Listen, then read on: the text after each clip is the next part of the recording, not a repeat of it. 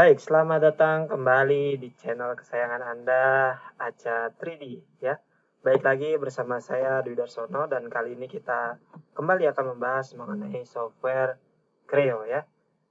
Kita akan membahas soal salah satu fungsi yang ada di Creo namanya Tool Design Extension. Nah, fungsi ini biasa dipakai oleh teman-teman yang membutuhkan pekerjaan pembuatan core cavity ya, baik itu untuk industri dice ataupun industri mold. Nah, kali ini saya akan coba tunjukkan bagaimana sih workflow-nya membuat cetakan ya untuk pembuatan cetakan die casting. Oke. Nah, ini ada yang udah jadi, teman-teman bisa review dulu. Bendanya kurang lebih seperti ini ya. Jadi ada cetakan atas, cetakan bawah. Ini benda yang sudah jadi yang nanti di casting. Dan benda ini itu otomatis dibuat ketika kita sudah membuat cetakannya ya. Jadi pertama benda ini dulu yang ada sebagai master, lalu nanti kita buat blok-bloknya ya, blok cetakannya, dan kita buat juga mungkin ada kebutuhan pembuatan senkor dan seterusnya. Lalu kadang kita juga nanti juga akan dijelaskan mengenai kebutuhan untuk pembuatan runner ya, runner, sprue dan seterusnya supaya lebih cepat dan efisien. Oke, dan juga nanti kita akan melihat lebih banyak lagi ya di dalam video ini. Jadi tetap ikuti channel ACA tadi. Langsung aja kita mulai. Baik, biasanya ketika kita mendapatkan data dari customer itu tentunya extensionnya berbeda-beda ya. Ada yang mungkin dari file software A, ada dari file software B. Nah, bagaimana Creo deal ya dengan berbagai macam tipe yang ada di market sekarang. Kita bisa lihat di sini ada banyak sekali tipe data yang kompatibel dengan software Creo ya, mulai dari software tipe file yang sifatnya netral seperti EJS, step, lalu parasolid dan seterusnya. Juga ada banyak tipe file mainstream seperti Inventor, NX, SolidWorks dan seterusnya. Ada CATIA juga di sini. Dan juga mungkin ada tipe file yang jarang teman-teman dengar seperti Medusa ya. Di sini ada juga ACS ya, GTX, TSH dan seterusnya. Jadi bisa saya katakan Creo ini paling banyak mengakomodir kebutuhan para desainer. Nah, kali ini kita akan coba membuat cetakan dari ekstensi file customer berupa CATIA. Ya, di sini ada CATIA. Ini tinggal kita open aja. Nah, nanti kita review nih. Kita review dulu. Jadi, file yang udah kita terima akan kita coba review. Oke. Jadi, ini adalah tipe file yang kita buka. Ini bisa kita review sesaat. Seandainya mau kita cek ukurannya juga bisa. Ini atau mau tahu panjangnya, mau tahu diameternya dan seterusnya, ini saya rasa standar ya. Nah, yang menarik di sini adalah misalnya saya melakukan perubahan atau editing pada file yang saya terima nih, file CATIA yang saya terima. Lalu saya beri ukuran tertentu. Nah, ini kita tinggal save aja dan file yang kita simpan ekstensinya tetap CATIA. Ya, tidak berubah. Tidak menjadi Creo dan native file dari si Creo ini yang lain. Tetap CATIA. Jadi perubahannya di sini bisa disimpan, nanti pas dikasih ke tim yang lain yang menggunakan software tersebut juga tetap bisa dibuka. Nah, misalnya karena ini saya akan melakukan modifikasi, saya nggak mau melakukan perubahan pada native filenya, maka saya akan membuat file baru ya dengan referensi file CATIA ini. Caranya saya tinggal new aja, kasih nama misalnya ini. Kasih nama ini. Oke. Kita beri satuan MMNS part solid ABS, oke. Oke, sekarang kita tinggal ambil referensi file CATIA yang tadi ya. Caranya ada banyak sekali cara kita untuk mengambil referensi dari file lain. Di sini saya akan coba menggunakan merge inheritance ya, supaya saya bisa dapat langsung bodinya aja. Nah, ini nggak usah kita pakai referensi file Creo, kita bisa pakai referensi file tipe lain. Jadi nggak usah di save as di native file Creo-nya, kita bisa menggunakan native file software tersebut dalam hal ini Katia. Ya, kita bisa open. Nah, di sini dia nempelnya di sini. Nempelnya di koordinat, ketemu sama koordinatnya juga ya. Jadi saya tempelin koordinat ke koordinat. Nah, seperti ini. Kalau pengen dilihat preview dulu bisa ya, kalau udah bisa di oke. Nah, di sini ada pilihan merge inheritance-nya diaktifin nggak. Kita lihat kalau nggak diaktifin, konsekuensinya adalah ya kita nggak bisa melihat history dari datum plan yang ada di sini. Tapi kalau merge inheritance-nya diaktifkan, bisa kita lihat ya apa namanya data-data datum dari file referensi tersebut. Oke, dalam hal ini kita hide aja, kita save lagi. Oke, mari kita review file yang sudah kita buka ya. Misalnya saya pengen lihat bagian dalamnya, di sini saya bisa section. Nah, sectionnya di Creo juga sangat membantu kita. Kenapa? Karena ada banyak opsi-opsi yang bisa kita tambahkan, tidak hanya memotong. Di sini bisa kita kasih warna, bisa kita kasih pattern juga, dan patternnya ini bisa kita atur kalau misalnya kita kurang suka sama patternnya. Contoh, di sini saya bisa edit pattern, sudutnya misalnya saya tambahkan seperti ini, saya padatkan atau saya jarangkan juga bisa. Ya, tergantung mau seperti apa. Misalnya patternnya saya hide dan sectionnya saya nonaktifkan, dan menariknya di Creo memang section ini tersimpan ya. Kita nggak usah section unsection dan kita bisa bikin banyak section. Tinggal kita aktifkan aja mana yang kita perlukan. Nggak usah gunain perintah section lagi, bikin section lagi, ini udah tersimpan. Oke, bisa kita save. Coba kita aktifkan lagi. Sini kita akan coba buat auto round. Kenapa? Karena tentunya di bagian ini dia pasti akan banyak stres ya, karena bagiannya tajam. Saya ingin buat dia lebih halus. Ya, transisinya saya buat round. Kalau saya round satu-satu, ini kan makan waktu yang lama. Nah, di Creo, kita bisa melakukan auto round. Ya. Dengan menggunakan auto round, ini semua garis nanti akan terjadi round. Contoh di sini saya ganti 2.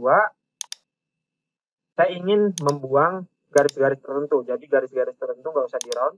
Ya, tinggal saya pilih aja garis yang mana. Kalau udah bisa kita checklist. Nanti kecuali garis yang tadi saya pilih, garisnya akan terbuat round atau edge ya bahasanya. Saya di sini sudah ada edge-nya. Oke, kalau udah, apalagi misalnya mau kita review karena ini bendanya benda casting gitu ya. Saya ingin review ketebalannya. Caranya gimana? Caranya kita bisa pakai analisis menggunakan thickness analisis. Ya, dengan thickness analisis kita bisa pilih bendanya, lalu minimum thickness yang pengen kita analisa berapa, maksimum thickness-nya berapa, ya. Jadi di sini kalau nilainya 10 ke bawah dia akan warna ungu, 30 ke atas warna merah. Di antaranya dia warna abu. Ini tinggal kita compute.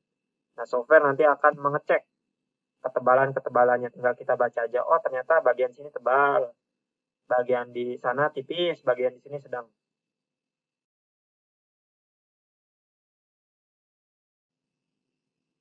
Nah, kita lihat di sini.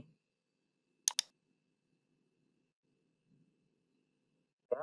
Ini yang warna ungu, dia tipisnya sekitar di bawah 10 atau 10.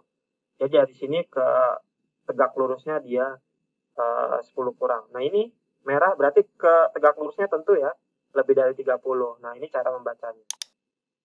Oke.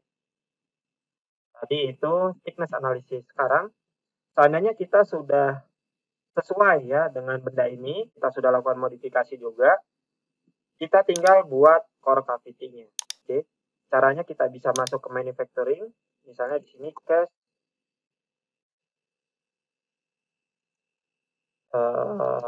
cavity. Nah, kita kasih nama cache cavity DUI menggunakan cache cavity template. Ini di uncheck aja, oke. Aja ini. Nah, ini menggunakan satuan milimeter. Oke, sekarang kita lihat di sini. Kita save dulu ya, biar nggak lupa. Nah, ini kalau teman-teman lihat, pertama-tama apa yang perlu kita masukkan di sini. Ini juga ada lihat ya, ada full direction, jadi arah bukaannya ke atas nanti mode-nya. Nanti bisa kita ganti kok, tenang aja. Ini kita bisa masukin dulu reference modelnya yang mana. Reference modelnya kan tadi cache path DUI ya. Jadi kalau udah open, nah ini kita pakai, kita ulangi, cache path DUI, kita pakai inherited ya, supaya nanti filenya di copy baru. Oke, ulangi. Reference, path DUI, inherited, oke. Nah ini kita bisa preview kalau udah. Nah dengan preview ini kita bisa lihat posisinya nanti seperti apa. Kalau mau single-single, kalau mau rektangular tinggal diatur aja jaraknya, sirkular tinggal diatur jaraknya, sesuai keinginan. Misalnya saya mau pakai yang single. Nah ini kan datumnya terlalu banyak, datum yang ada di sini kita hide aja dulu. Tadi saya ingin menjelaskan masalah full direction. Untuk full direction ini kita bisa ganti kok, misalnya arahnya mau seperti ini. Lihat, ini bisa kita ganti. Jadi jangan takut seandainya full directionnya nggak sesuai, kita bisa ganti kok. Jangan lupa di save. Nah, seterusnya kita ada, selanjutnya kita akan buat die block-nya. Nah, ini menarik nih untuk buat die block. Otomatis. Oke.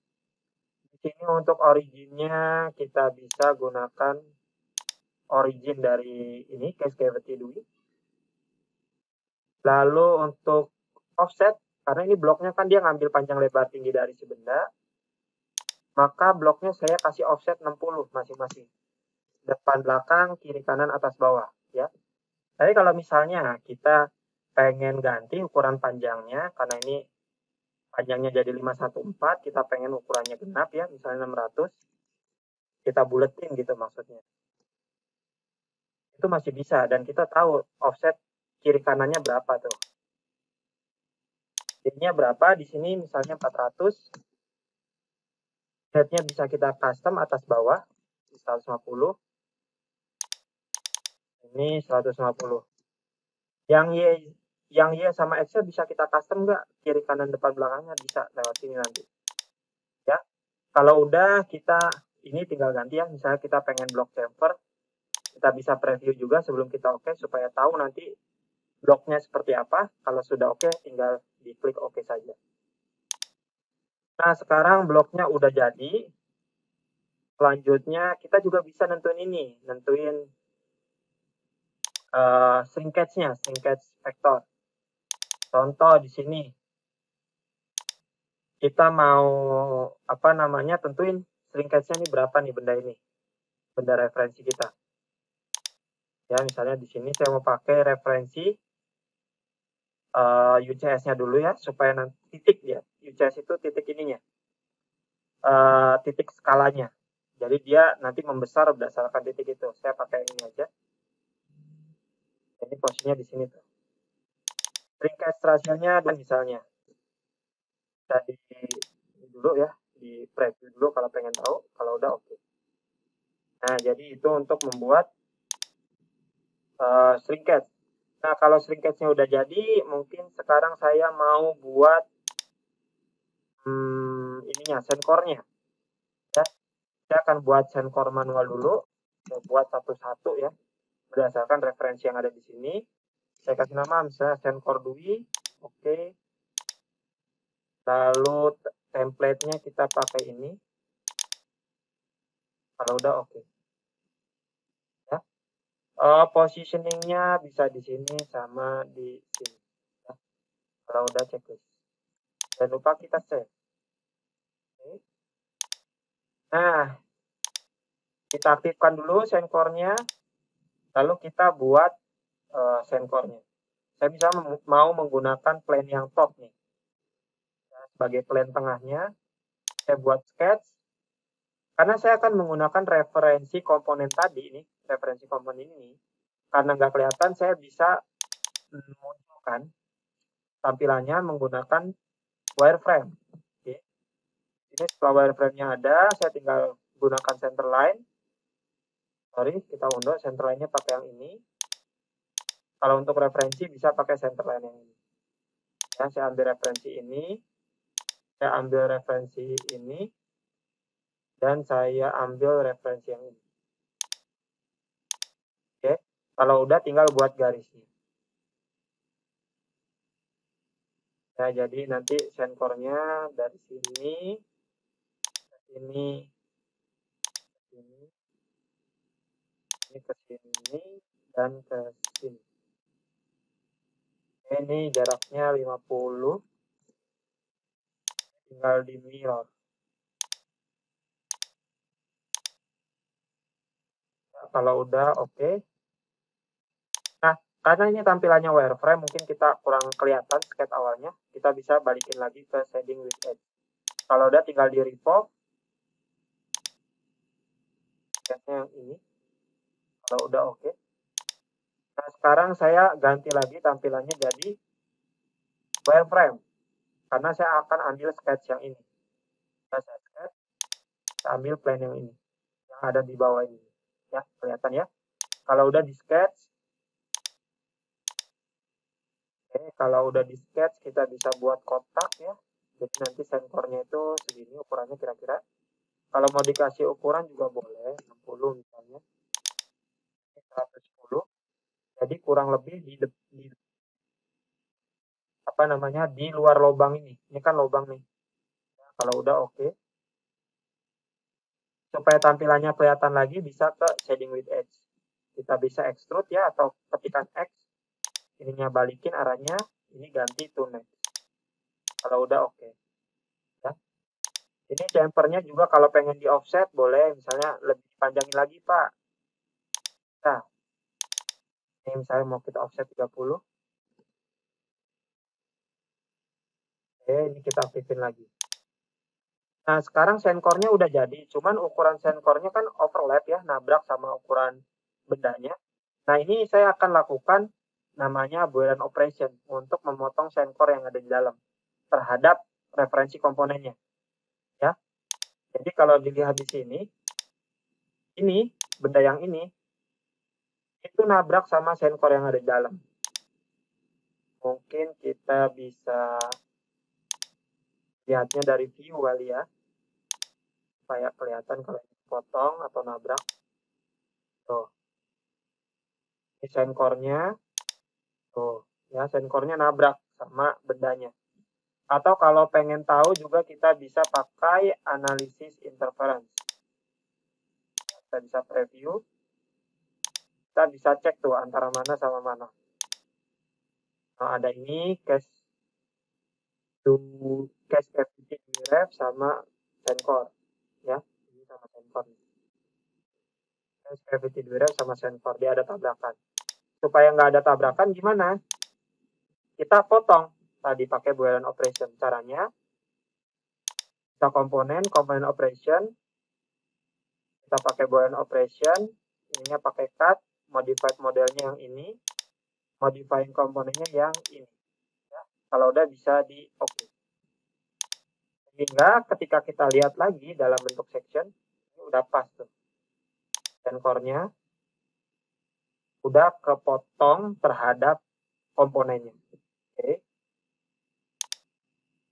Tapi kalau kita perhatikan seksama ya, ternyata ini kegedean nih. Harusnya ini ukurannya sama sampai atas.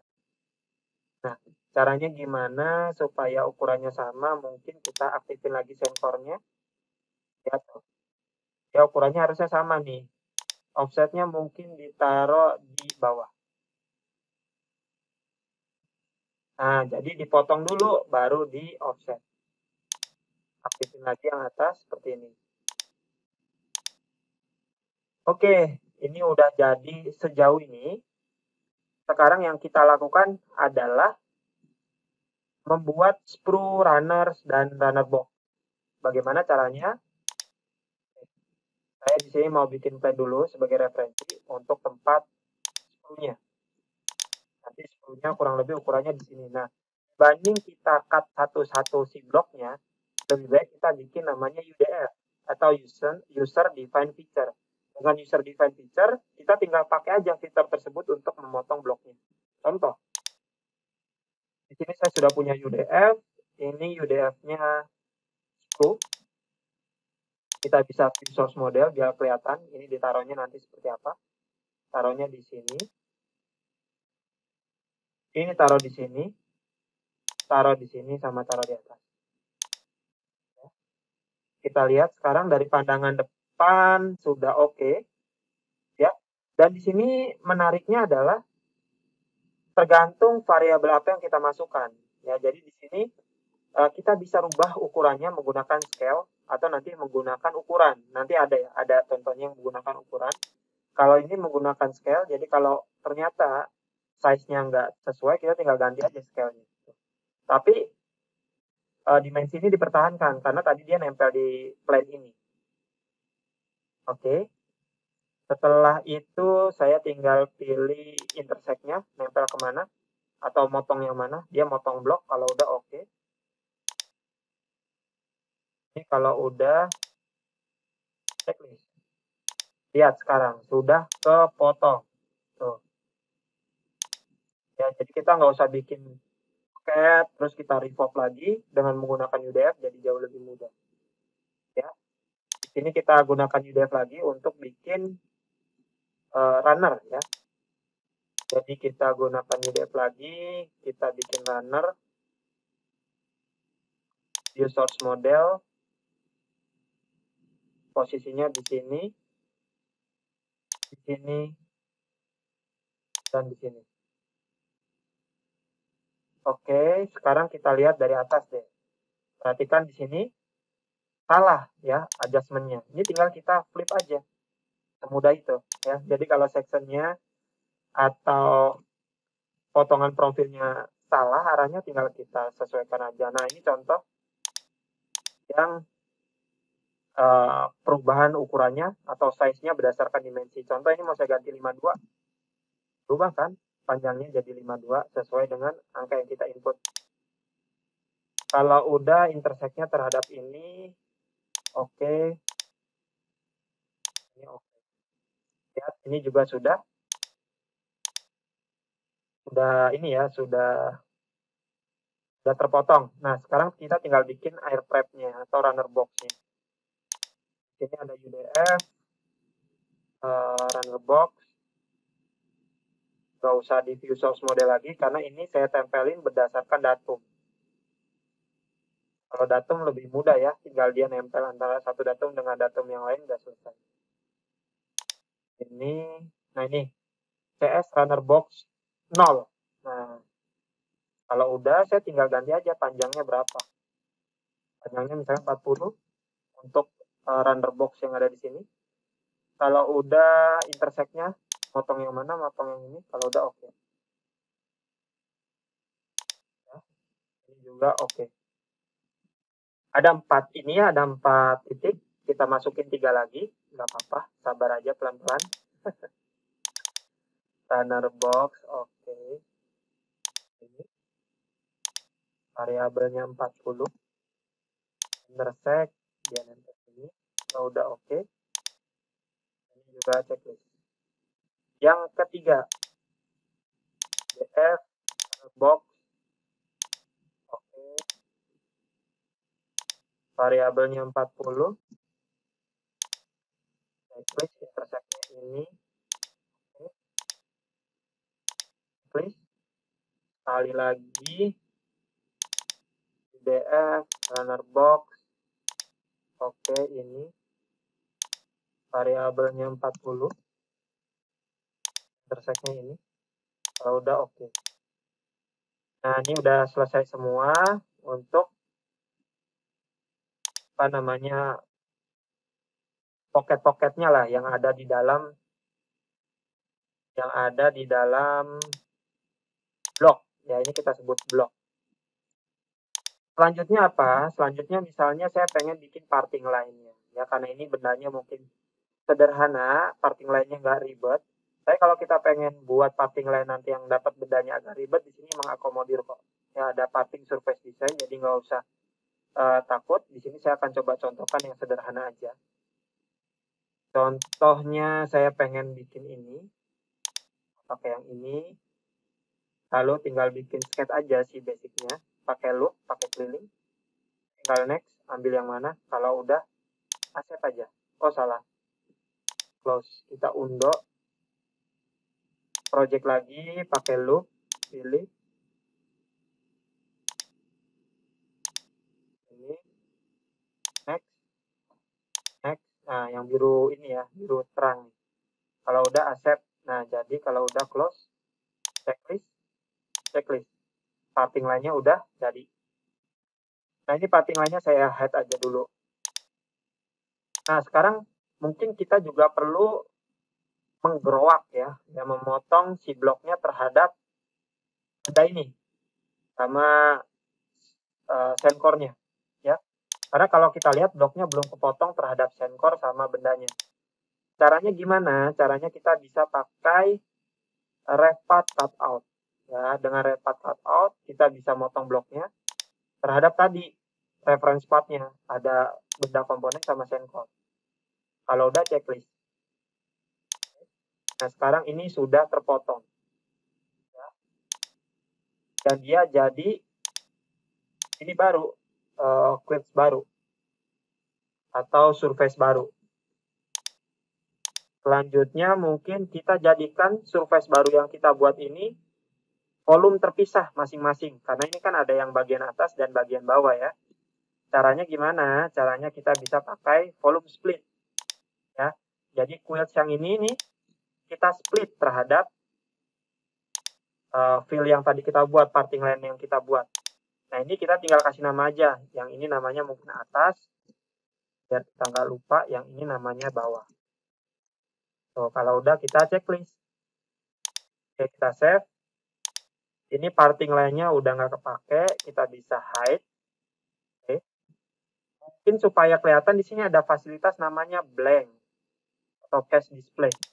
Nah, cache display ini bisa ngeblank. Ngeblank itu maksudnya bagian yang nggak pengen kita liatin bisa kita hide. Contoh ini bisa kita blank.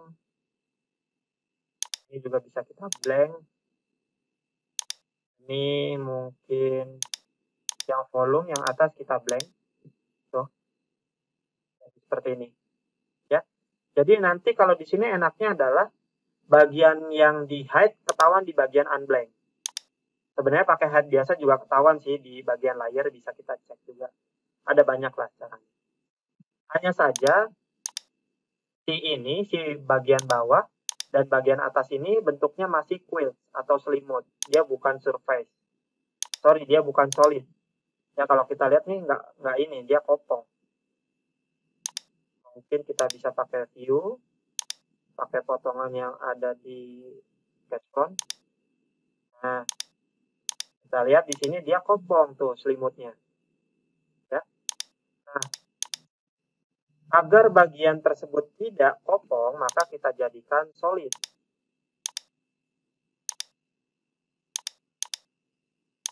Nah, caranya gimana untuk membuat dia jadi solid? Kita gunakan cavity insert. Nah, ini juga kita pilih. Lalu kita ambil, misalnya kita punya template sendiri, ya silakan. Kalau sudah, oke. Sehingga selimut tadi jadi part-part terpisah seperti ini. Ya.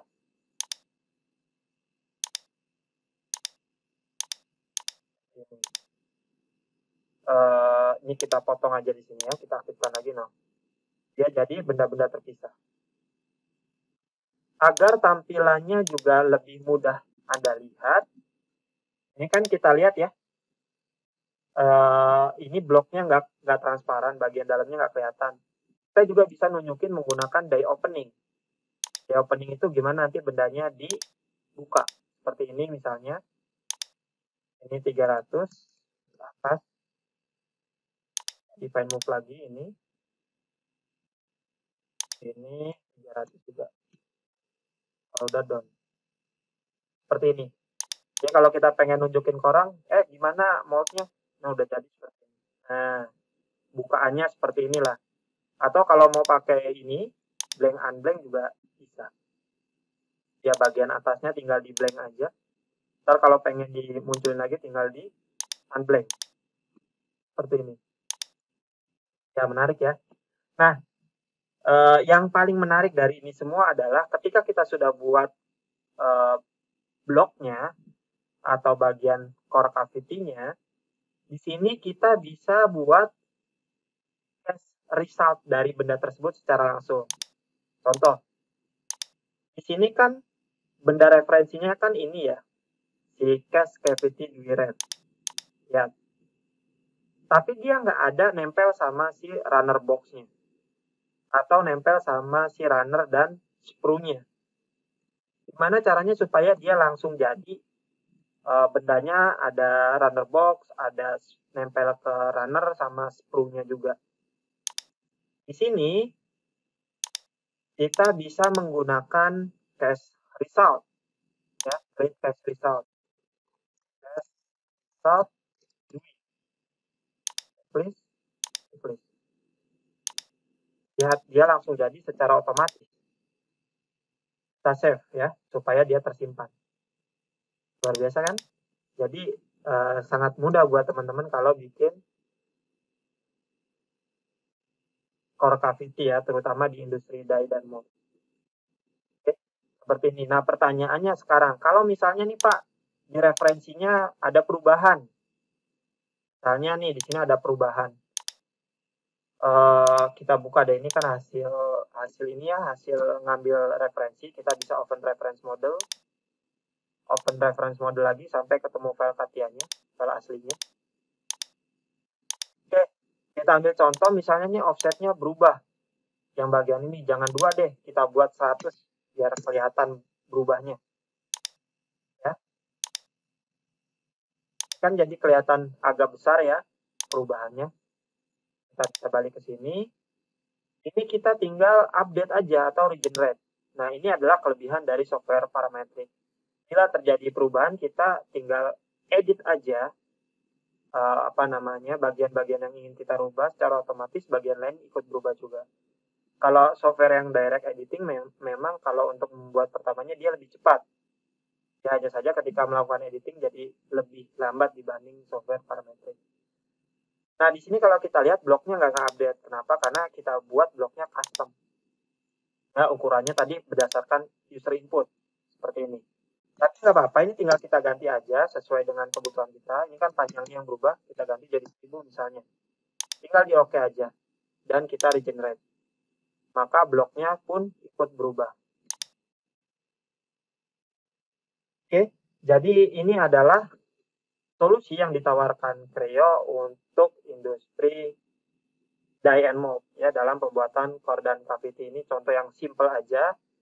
Biasanya challenge-nya kan pembuatan parting line ya. Nah, nanti mungkin di kesempatan yang lain kita akan coba tunjukkan pembuatan parting line yang agak rumit di Creo untuk pembuatan core dan cavity.